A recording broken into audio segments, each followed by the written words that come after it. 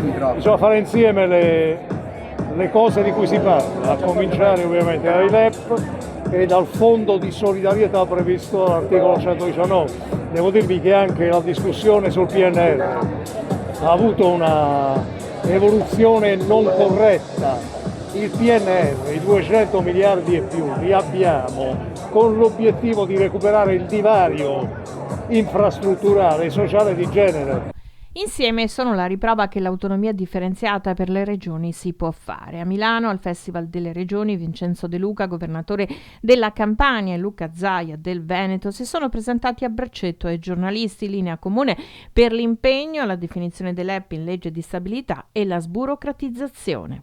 Diciamo che la teniamo viva noi la discussione. La teniamo viva noi la discussione, sarebbe un paese triste, Però sapete che il presidente De Luca è unitario ma federalista impenitente.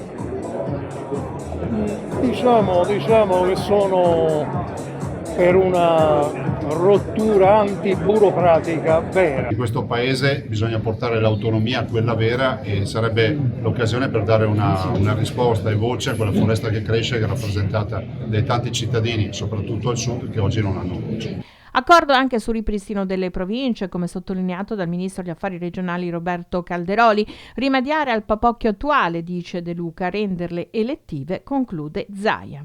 E a Milano doveroso chiedere al presidente del Veneto che aria tira in Casalega con la formazione del Comitato del Nord, dichiaratamente antilinea Salvini, a cui molti esponenti leghisti veneti stanno aderendo, per un ritorno alle origini del Carroccio e al leader Umberto Bossi. In questa fase abbiamo bisogno di unità e non di divisioni.